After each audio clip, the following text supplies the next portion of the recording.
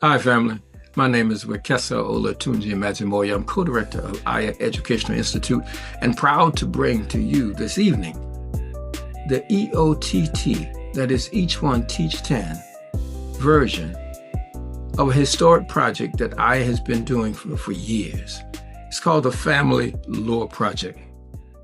This project is about writing, it's about history, it's about reading, it's about research, critical thinking, and healing.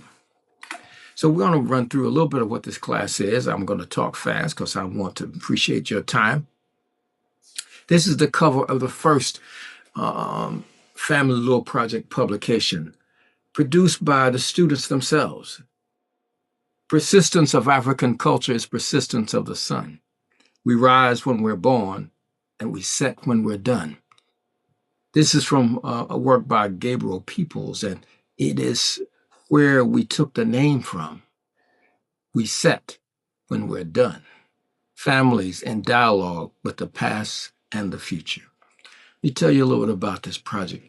It's really a project of love and of struggle. At its simplest level, it's students talking to parents, family members, and elders to extract written and oral family literature that I like to call family lore, like folklore. Once collected, that lore forms a basis for discussion and analysis, writing, and overall academic and social development. At a much deeper level, it is institutionalizing our culture and fostering an intergenerational conversation to maintain what historian Sterling Stuckey calls a circle of culture. This circle of culture is so critical to African people. Or if I were to quote Mama Marimba Ani, this biogenetic rope. I'm a link in this chain, and it won't break here. So this project helps us reinforce that chain, that circle of culture. In this project, family and cultural values, mission, purpose are passed on. They are interrogated, they are understood, they are transformed, they are built upon for academics and social success. Also, some historic academic and social and family wounds are healed. I want to repeat that because there are academic wounds. I can't understand that. I can't write. I can't speak. That's too complicated. Those are academic wounds. What's the problem? So you got a little bit about what the project is. But what's the problem that we would need such a project in the first place? An African proverb reminds us that destruction of a people begins in its homes. And if that's so, then restoration of a people can also begin in its homes. And the Family Lore Project makes an essential contribution to that restoration, starting with the students and their family lines in their own homes. What's the problem? Racism in education is a problem. This is from a younger student who brought this home to his mother. The question, do you think that George Washington was a great president? Why or why not? Write 2 to 3 reasons to support your answer. The young author wrote no emphatically. His reason, 2.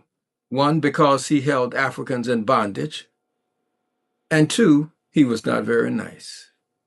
For that, the teacher gives the child a D. You see, dominant culture education, public or private, is psychic brutality.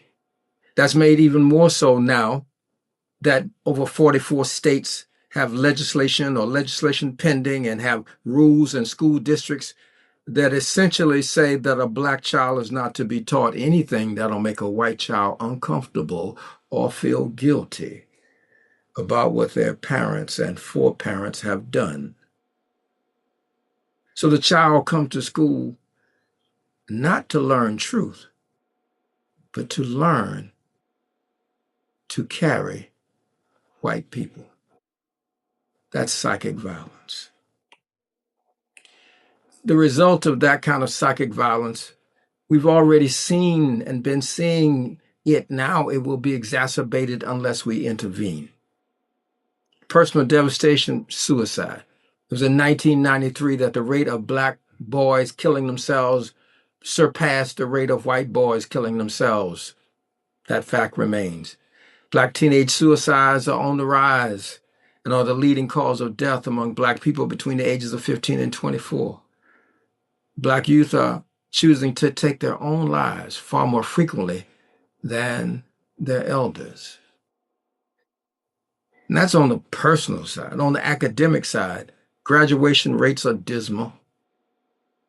44% in high school in 2025, 27% for those enrolled in two-year colleges, 49% for those in four-year colleges.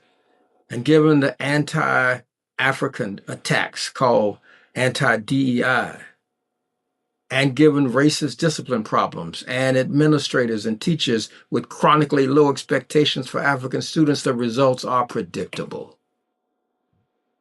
And our children are crying for help.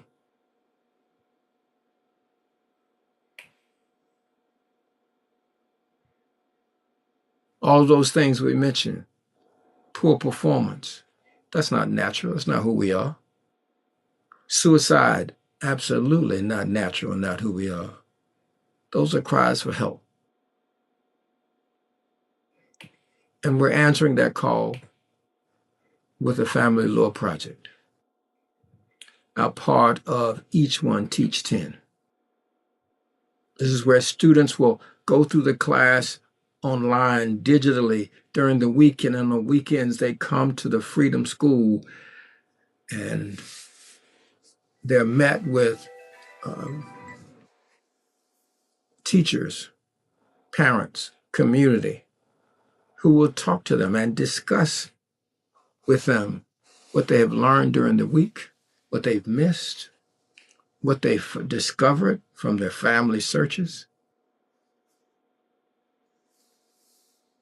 Why is this important? Because it's critical that we heal alienation and identity confusion. Okay? That is what we need to do. We need to educate for academic and cultural excellence. We're not expecting others to do that for us. They won't. They can't. We want to, and with the Family Law Project, re-socialize students and community in ways that thwart external manipulation.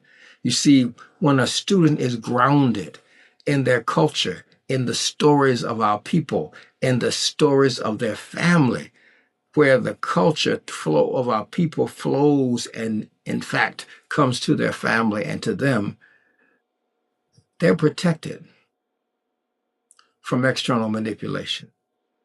The Family Law Project will nurture interests and skills that will produce students who want to render distinguished service to our people based on our culture, our goals, and our needs first. So the Family Law Project is academics, it's healing, and it's re-socialization. It's grammar, it's literature, it's storytelling. It's critical thinking that can be applied to every discipline. It's reading, it's listening, it's comprehension. It's also history, identity, mission, connection, and patterns. For the broken stories, broken academic stories like I can't do this and I can't read, comprehend, do math, then our job and our task that we take on gladly is to help heal those academic wounds. That is the loss of confidence or the loss of motivation. That's not natural. It comes from alienated teaching. Our job is to have teaching that heals alienation. that creates a foundation for future learning that will accelerate achievement. The Family Law Project, social healing and building. Do we need healing? Yes. Here's one person on the right. She says, I'm Black. And the brother, who is confused, says, I'm not. And she's not confused. She knows she's not Black. But he is. And it's critical that we heal this estrangement from our ancestors and our elders and our family and our community. That we create a sense of connection and obligation to the African community. Not it would be nice if you reached back and gave back. No, from the get-go, there's a sense of connection. And with a strong sense of connection, there's also the obligation. We got to heal amnesia, not just for feel-good history. We want these students to be asking questions to find strategies for coping and solving our problems, including the biggest one: how do we remove people from power over us? And then, if we can, we will create an identity so full of Africa that it provides psychic defense against alien possession and manipulation. Let's get started. Join us, the Family Law Project.